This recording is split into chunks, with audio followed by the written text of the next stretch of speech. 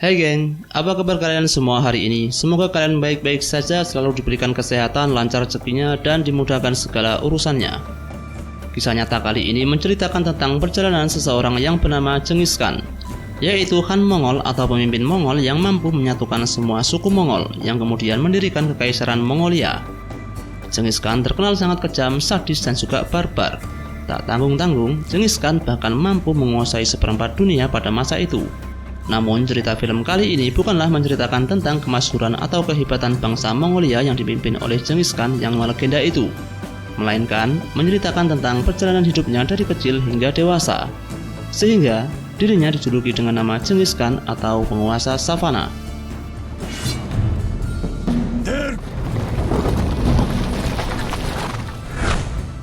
Oke geng, jangan lupa subscribe jika kalian menyukai video ini, dan berikut adalah alur cerita dari film Mongol The Rise of Genghis Khan yang dirilis pada tahun 2007.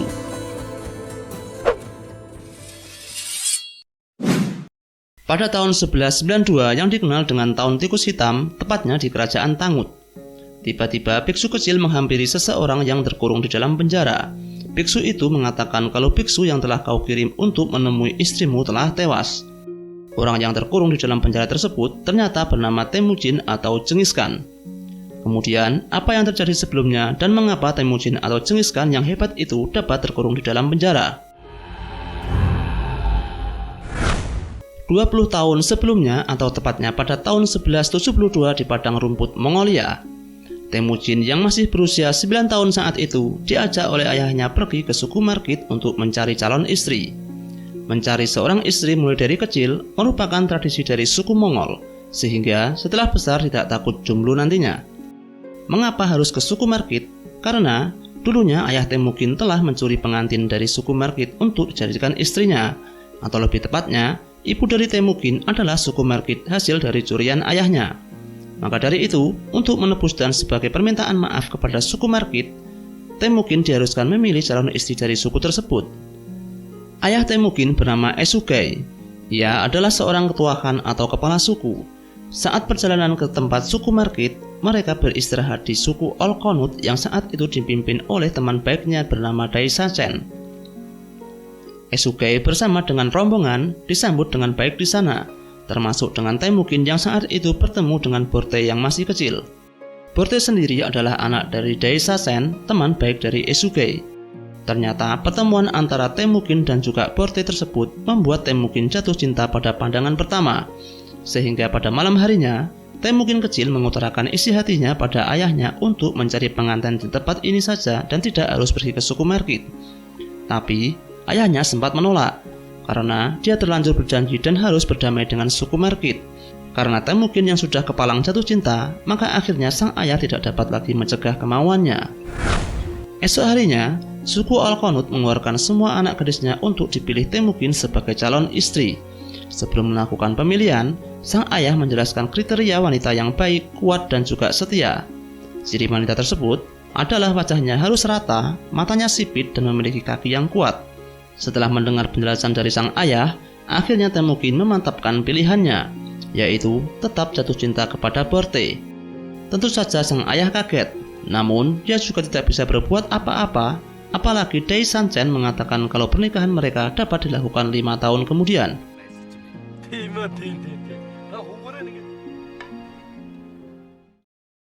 Sebelum berpamitan pulang, Temujin memberikan kenang-kenangan kepada Borte, yaitu berupa tulang garpu gagak putih dan berjanji akan kembali 5 tahun lagi.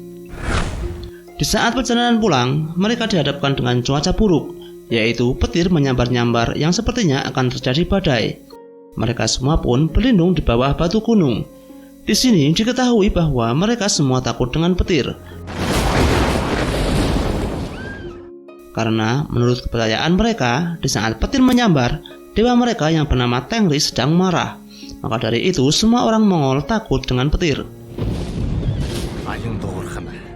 Saat cuaca mulai membaik, mereka semua kembali melanjutkan perjalanan. Namun lagi-lagi mereka menghadapi kendala, yaitu bertemu dengan suku Tartar yang merupakan salah satu musuhnya di rest area. Di sini, Esugei mau tidak mau harus menghormati perjanjian antara suku, yaitu saling bertukar makanan dengan musuhnya. Hal tersebut dilakukan untuk saling menghormati dan menjaga kesopanan. agar tidak terjadi pertumpahan darah di tempat istirahat. Di sana, Esuke menerima pemberian susu dari musuhnya dan Esuke membalas hal yang sama ditambah dengan beberapa daging. Mereka berdua pun sama-sama menghabiskan susu tersebut untuk saling menghormati.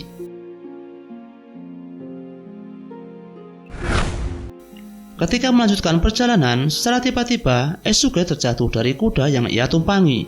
Ternyata susu pemberian dari suku Tartar tersebut telah dicampuri racun. Sebelum Esuke menghembuskan nafas terakhirnya, dirinya mewariskan tahtanya kepada anaknya dan menyuruhnya untuk berdoa kepada Dewa Tengri untuk meminta pertolongan. Sesampainya di desa, jasad Esuke dimakamkan sesuai adat pemakaman dari suku Mongol. Selesainya kembali dari pemakaman, ternyata jatuhnya kekuasaan Esuke sebagai seorang Han dimanfaatkan oleh Tarkutai untuk mengambil alih kekuasaan. Tarkutai adalah seseorang yang sebelumnya menjadi anak buah Esuke. Tak hanya itu, Tarkutai juga merampas harta milik Esuke, mulai dari ternak domba sampai dengan kuda-kudanya. Ibu Temujin yang geram karena kelakuan Tarkutai menyumpahi bahwa suatu saat nanti anaknya pasti akan membunuhnya karena kelakuannya saat ini. Tarkutai yang mendengar itu langsung tersulut emosinya dan akan membunuh Temujin. Untungnya, hukum adat Mongol melarang untuk membunuh anak-anak. Namun, walaupun begitu, Tarkutai menegaskan kalau tetap akan membunuh Temujin jika sudah besar nantinya. Kemudian, Tarkutai beserta dengan pengikutnya pergi dari sana. Dan disitulah Temujin disuruh ibunya pergi bersembunyi untuk menyelamatkan diri. Kemudian, di saat musim dingin, Temujin berjalan seorang diri menuju Gunung Keramat. Tentu saja untuk meminta pertolongan kepada Dewa Tengri. Karena perjalanan ke sana cukup jauh, hal itu membuat Temujin pingsan dan diselamatkan oleh seseorang anak dari suku lain yang bernama Jamuka. Mereka pun bercengkrama saling bercerita satu sama lain, yang akhirnya mereka semakin akrab dan memutuskan untuk menjadi saudara-saudara dengan cara meminum susu yang telah dicampur dengan darah mereka masing-masing.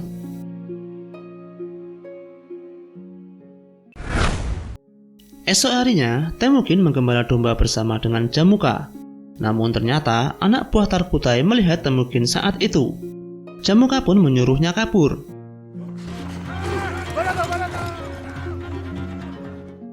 Karena masih kecil, Temujin tetap saja masih tertangkap. Temujin kemudian dibawa ke tempat pemukiman Khan Tarkutai. Di sana dirinya dijadikan tawanan.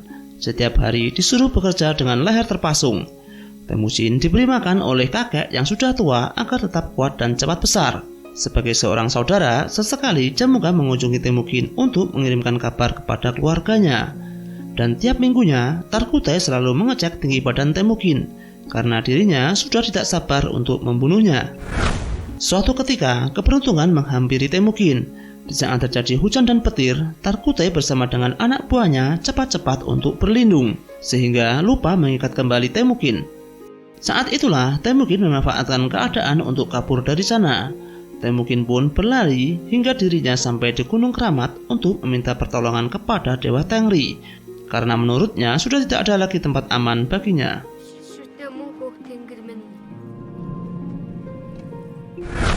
14 tahun kemudian, tepatnya di tahun 1186. Sekarang Temujin sudah beranjak dewasa. Di saat dirinya berjalan sendiri di padang rumput, lagi-lagi anak buah Tarkutai melihatnya. Walaupun sudah berusaha kabur, lagi dan lagi Temujin masih saja tertangkap.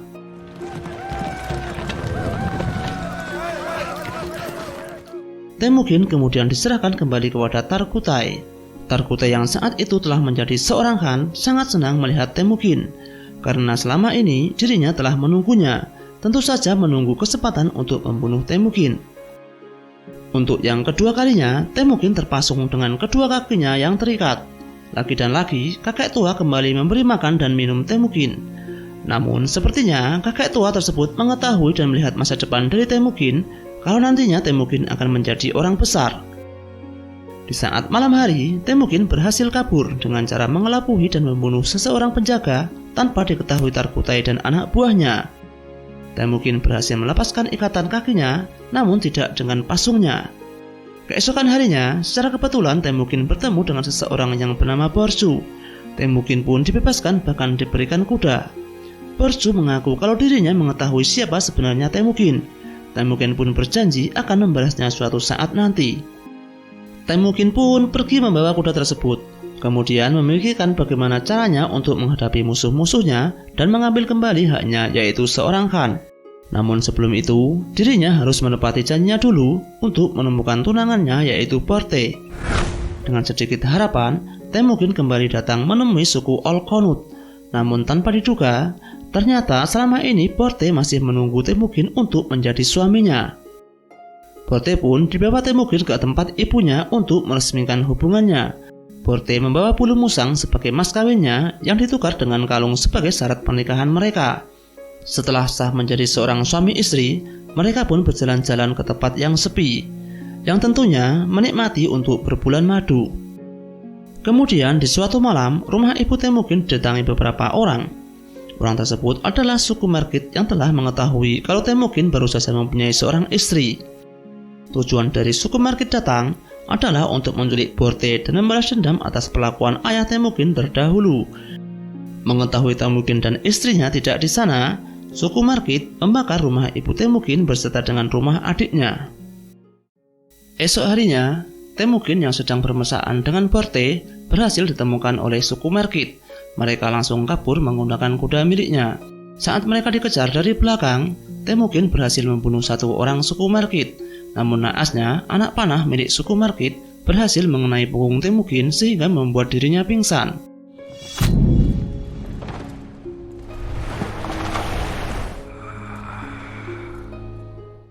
Melihat itu, Porte merelakan dirinya demi menyelamatkan suaminya dengan cara menyambuk kuda milik Temujin untuk kembali ke tempat ibunya. Porte pun akhirnya tertangkap dan dibawa oleh suku Merkit.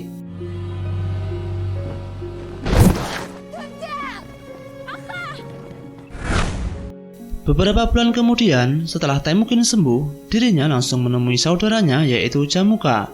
Jamuka pun sangat senang karena Temujin mengunjunginya, apalagi saat diberi hadiah martel musang. Kedatangan Temujin tak lain adalah untuk meminta bantuan, yaitu merebut kembali istrinya dari tangan suku Merkit. Jamuka sempat menolak karena orang Mongol tidak akan berperang hanya karena wanita. Namun karena bersih gagahnya Temujin yang saat itu telah mengumpulkan beberapa orang, akhirnya Jamuka pun menyetujui permintaan Temujin. Namun penyerangan tersebut akan dilakukan tahun depan agar tidak terkesan kalau penyerangan itu karena wanita.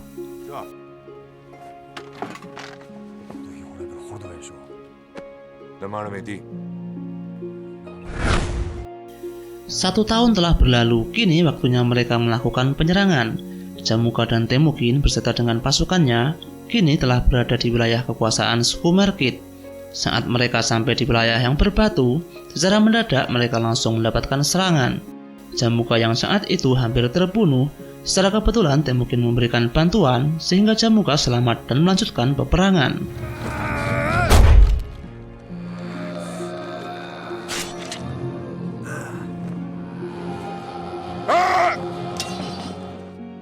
Temujin yang saat itu menyamar memakai topeng suku Merkit bergegas ke pemukiman untuk mencari istrinya.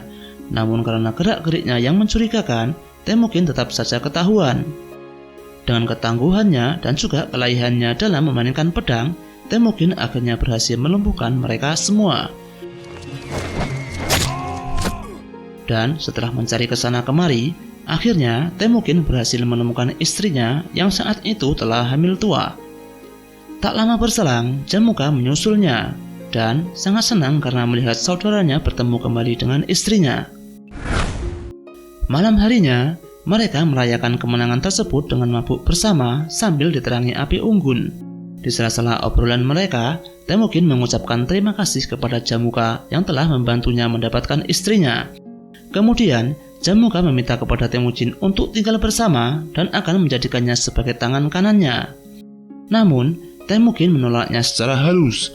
Hal itu dikarenakan dirinya tidak terbiasa hidup sebagai seorang bawahan dan memilih untuk kembali pulang ke tempat kampung halamannya. Kemudian, malam itu juga mereka semua membagi barang jarahan yang telah mereka dapatkan, di mana Jamuka sebagian besar telah mengambil untuk dirinya sendiri, sementara Temujin hanya mengambil 1/10-nya saja.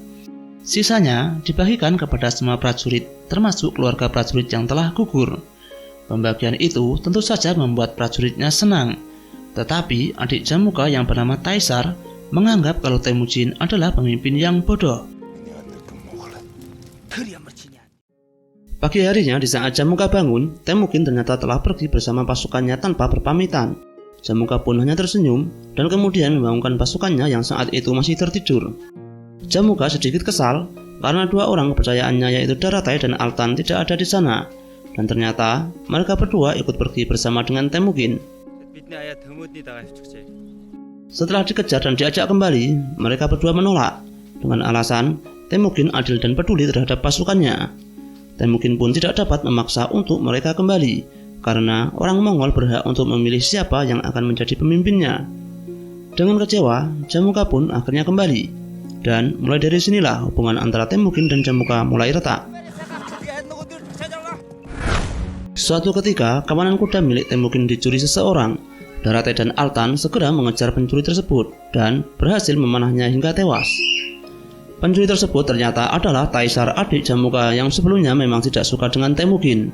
Mengetahui hal itu, Temujin mulai bingung apa yang hendak harus ia lakukan, karena Jamuka pasti tidak akan tinggal diam atas kejadian tersebut. Daratai yang merasa memanah Taisar sebenarnya telah merelakan kepalanya untuk diserahkan kepada Jamuka. Namun hal itu menjadi sebuah dilema bagi Temujin karena Daratai melakukan itu adalah demi menyelamatkan harta mereka. Apalagi Borte menjelaskan apa kata orang nanti jika dirinya menyerahkan Daratai kepada Jamuka, karena selama ini Temujin dikenal sebagai pemimpin yang adil dan bijaksana.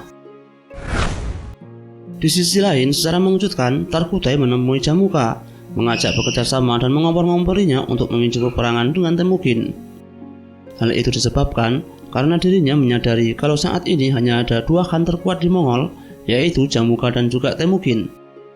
Kemudian, kedua khan itu bersatu untuk mengejar dan menangkap Temujin. Temujin beserta pasukannya yang saat itu hendak pindah, mendapatkan laporan kalau Jamuka mengejarnya dari belakang, dengan membawa pasukan 10 kali lipat jumlahnya dibanding dengan jumlah pasukan miliknya. Mengetahui kalah jumlah, Temujin pun mengutus beberapa pasukannya untuk membawa pergi perempuan dan anak-anak, sementara dirinya akan mencegah pasukan Jamuka di sebuah lembah.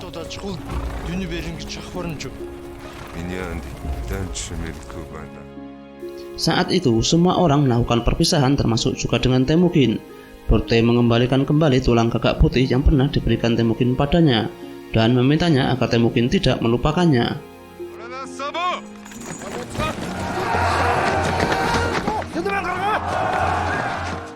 Pertempuran tidak seimbang itu pun akhirnya terjadi. Karena kalah jumlah, bisa dipastikan sebentar apapun orangnya pasti kalah. Satu persatu, pasukan Temujin tewas saat pertempuran itu, dan hanya menyisakan Temujin saja. Temujin ditangkap hidup-hidup, karena memang sebelumnya Jamuka menginginkan Temujin dalam keadaan hidup.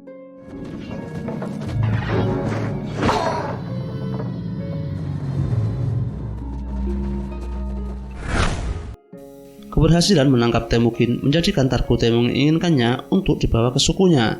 Namun Jamuka menolak, dan Tarkutai pun tidak berani melawan. Jamuka menginginkan Temujin untuk memohon ampunan padanya. Di sini Jamuka ingin Temujin berhutang nyawa, dengan begitu Temujin dapat dimasukkan sebagai anak buahnya. Namun Temujin menolak tawaran itu. Pendirian bersih kekeh Temujin inilah yang membuat Jamuka sedikit geram, hingga dirinya memutuskan tali persaudaraan dengannya. Temujin pun akhirnya dijual sebagai budak dan dibawa ke sebuah tempat yang sangat jauh, yaitu ke perbatasan negeri Tangut. 1 tahun kemudian di tempat pelelangan budak, salah satu petinggi kerajaan Tangut tertarik untuk membeli Temujin. Namun biksu yang di sampingnya memperingatkan untuk tidak membelinya, karena orang Mongol tersebut akan membuat petaka bagi kerajaan Tangut. Sepertinya biksu tersebut dapat melihat sekilas masa depan. Tapi ternyata pernyataan biksu tersebut malahan membuat gerindel kerajaan Tangut itu semakin tertarik untuk membeli Temujin. Bukannya dijadikan budak, melainkan dipertontonkan dan dikurung sampai mati.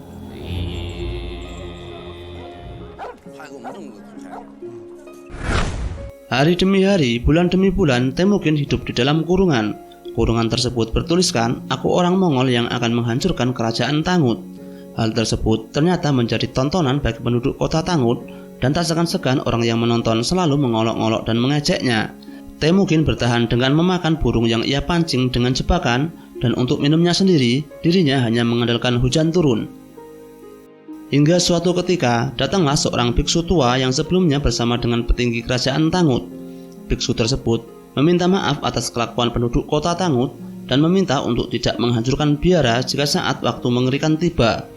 Biksu itu sepertinya benar-benar tahu apa yang terjadi di masa mendatang. Temujin pun juga membuat permintaan dengan memberikan tulang gagak putih yang ia punyai kepada biksu tua itu. Kemudian Temujin memintanya untuk pergi ke saudagar yang berdagang dengan orang Mongol dan meminta mereka untuk menemukan klan Temujin dan memberikan tulang gagak putih tersebut kepada istrinya yang bernama Borte.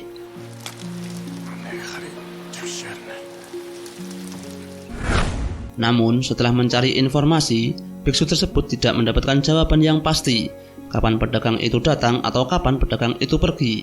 Maka dari itu, tak ada pilihan lain dan demi keselamatan biaranya, biksu tersebut pergi sendiri untuk menyampaikan pesan seperti yang dikatakan Temujin. Namun sebelum sampai ke tempat yang ia tuju, biksu tersebut tewas karena dehidrasi dan ganasnya gurun pasir.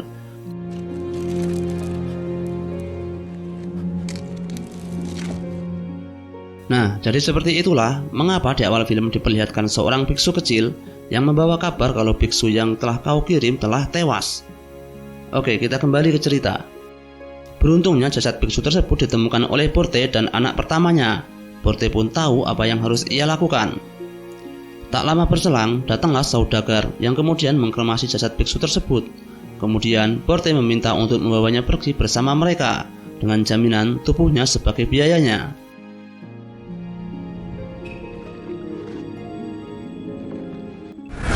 Kini, sampailah Borte di kerajaan Tangut. Borte pun langsung menemui Temujin dengan membawa baju pengantinnya yang menandakan kalau dirinya telah menikah dengan orang lain. Temujin mengerti akan hal itu dan tetap menerima Borte sebagai istrinya. Malam harinya, Borte kembali datang untuk menyuap penjaga agar memberikan kunci kurungan. Tak hanya itu, Borte juga memberikan kalungnya demi mendapatkan kunci tersebut. Setelah dapat, Borte langsung melemparkan kunci itu kepada Temujin. Temujin pun lepas, kemudian mereka kabur bersama untuk kembali ke daerah Mongol. Dalam perjalanan, Temujin bertemu dengan anak pertamanya yang sekarang sudah besar. Begitu juga dengan anak tirinya, yaitu hasil perkawinan Borte dengan sang saudagar. Namun, di sini Temujin tetap menganggapnya sebagai anaknya sendiri. Sesampainya di tanah Mongol, Temujin bahagia menikmati waktu-waktu bersama keluarga. Dirinya bercengkrama ria bersama dengan anak dan juga istrinya. Di saat mendengar dari istrinya kalau Mongol sekarang mulai sakit, Temujin kembali tergugah hatinya. Menurut istrinya, sekarang Mongol hanyalah suku-suku pembunuh dan pencuri. Bahkan orang Mongol mulai tega membunuh wanita dan juga anak-anak. Mendengar hal itu, Temujin mulai kecewa. Karena orang Mongol seharusnya menjunjung dan menghormati adat beserta dengan aturan-aturannya. Temujin akhirnya kembali pergi dengan misi mempersatukan kembali bangsa Mongol. Kemudian, Temujin kembali lagi pergi ke Gunung Keramat untuk meminta pertolongan kepada Dewa Tengri. Di dalam doanya, Temujin menyebutkan 4 hukum utama dari bangsa Mongol. Di antaranya adalah dilarang membunuh wanita atau anak-anak, tidak boleh melupakan hutang, tidak pernah mengkhianatikan, dan melawan musuh hingga sampai titik darah penghabisan. Di sini, Temujin bertekad dan bersumpah akan mempersatukan semua suku Mongol dengan 4 hukum tersebut, walaupun dirinya harus membunuh dari setengahnya. Beberapa tahun kemudian, tepatnya pada tahun 1196 atau yang disebut dengan tahun Naga Merah, Temujin telah mempunyai banyak pasukan karena berhasil menyatukan suku Mongol yang sepaham dengan tujuan dan aturan-aturannya. Banyak dari mereka bergabung secara sukarela karena tahu kalau Temujin akan mempersatukan semua suku Mongol. Namun, Jamuka selalu mencoba memecah mereka. Beberapa suku yang tidak sepaham dengan Temujin maka dipastikan bergabung dengan Jamuka. Dan kini, tibalah saatnya untuk menentukan pertempuran terakhir, perang penentuan siapakah yang berhak untuk memimpin bangsa Mongol ke depan. Walaupun kalah jumlah, Temujin mempunyai strategi khusus untuk mengalahkan Jamuka. Temujin kemudian memerintahkan pemanah terbaiknya untuk memberi tanda kalau peperangan akan dimulai.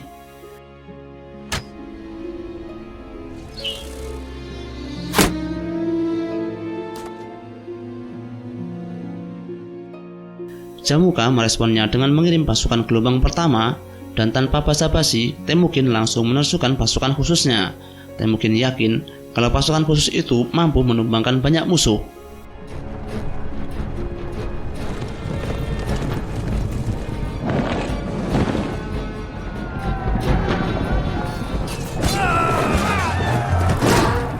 Setelah tinggal beberapa orang, kemudian mereka mundur ke belakang, tapi ternyata itu hanyalah penghalian strategi. Setelah sampai di punggung bukit, pasukan pemanah terbaik dari Temujin muncul, dan tanpa belas kasihan, mereka semua melepaskan anak panah hingga semua pasukan Jamuka tewas, tak terkecuali beberapa pasukan dari Temujin juga.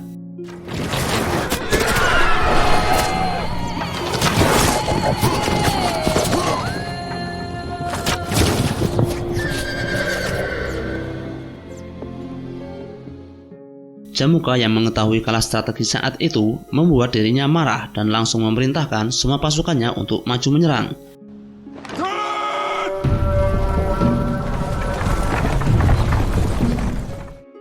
Begitu juga dengan Temujin, dengan keyakinan yang kuat dan tanpa rasa gentar, Temujin juga memerintahkan pasukannya untuk maju menyerang.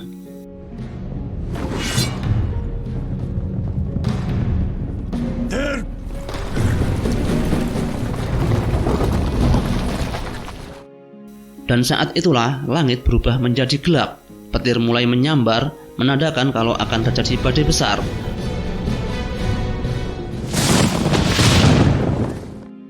Dan karena itulah pasukan Jamuka kalang kabut ketakutan.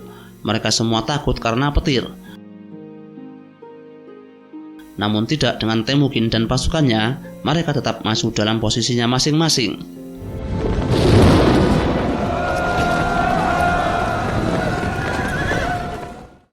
Peperangan tersebut pun akhirnya dengan mudah dimenangkan oleh Temujin. Di akhir peperangan, dua orang bawahan Targutai melapor pada Temujin kalau mereka telah membunuh Targutai yang mencoba kabur. Namun, kedua orang tersebut bukannya diterima, melainkan malahan dibunuh, karena telah melanggar salah satu 4 hukum yang ditetapkan oleh Temujin, yaitu telah mengkhianati Hannya sendiri, walaupun Targutai adalah musuh buyutannya sejak kecil.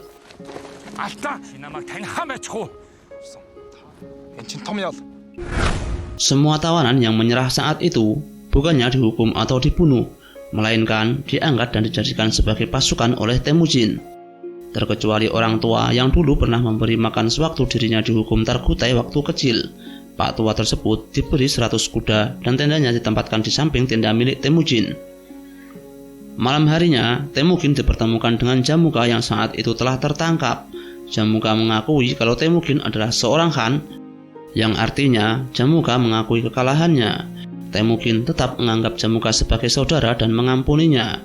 Namun Jamuka menolak untuk bergabung karena menurutnya dirinya selalu bertentangan dengan apa yang Temujin lakukan. Satu yang membuat heran bagi Jamuka, dari sekian banyak orang Mongol, mengapa dirimu tidak takut pada petir? Jawaban Temujin sangat sederhana, karena dirinya sudah tidak punya tempat bersembunyi lagi dari petir. Jamuka pun kemudian pasrah dengan apa yang seharusnya yang akan dilakukan Temujin padanya. Namun, tanpa diduga, Temujin ternyata melepaskan Jamuka begitu saja, karena Jamuka tetaplah dianggap sebagai saudara.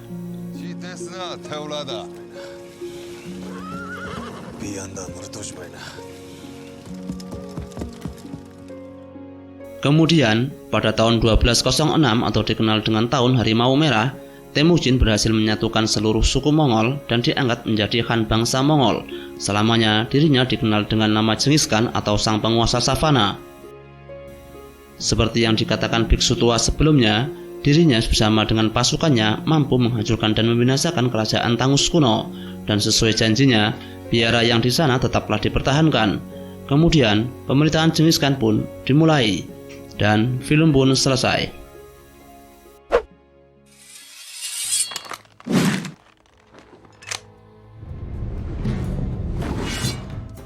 Nah, itulah geng alur cerita dari film Mongol The Rise of the Genghis Khan. Semoga kalian terhibur, terima kasih telah menonton dan mendengarkan, dan sampai jumpa.